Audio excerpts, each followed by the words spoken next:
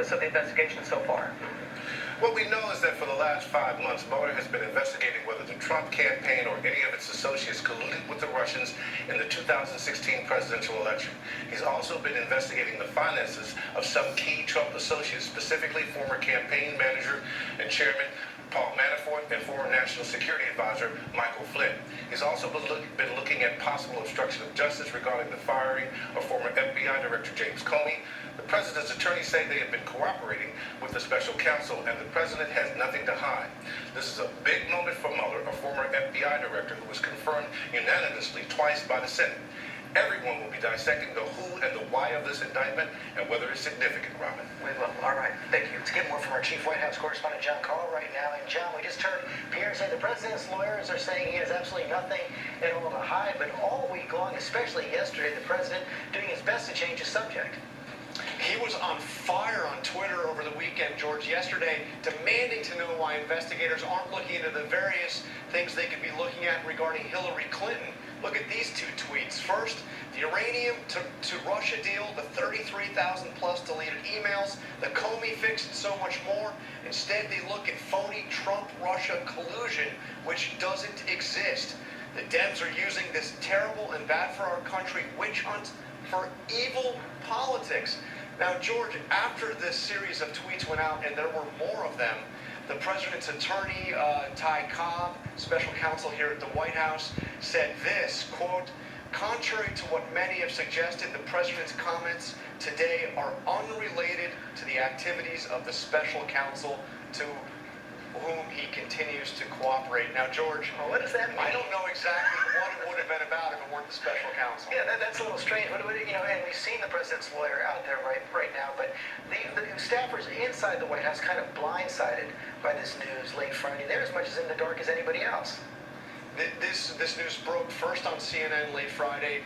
Nobody at the White House had any idea anything was coming down, had gotten any notification.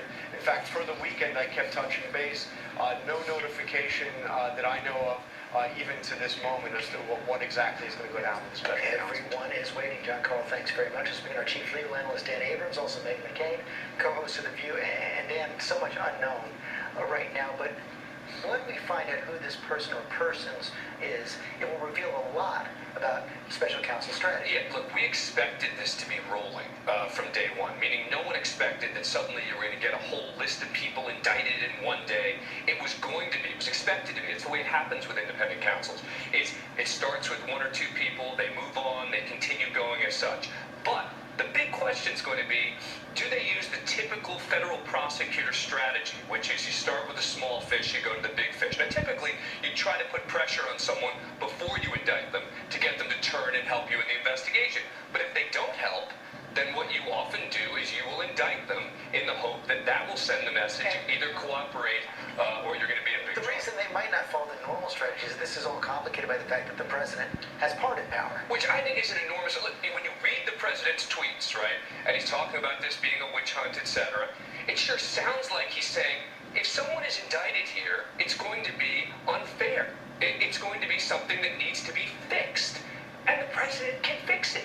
The way he can fix it, according to him, is with a pardon. And so many of these people may be saying, I'm not willing to cooperate the way that someone ordinarily would because I have a feeling, or I know, that I'll get pardoned by the president. There are all sorts of questions about federal and state law with regard to that, but I think that's got to be something anyone is thinking about in the context of this. But still, with all that, Meghan, you know, as we've been saying about the president tweeting over the weekend, firestorm, as John said, and witch hunt and all that, the administration has to be concerned. They have to be concerned, and again, it's going to push them off narrative. Right now, we're trying to talk about tax reform and tax cuts. He has a big trip to China coming up, but I think it's important when we talk about this. The core Trump base of supporters thinks that this is a deep state conspiracy that started with James Comey. I have friends that are Trump supporters, talk to them all weekend.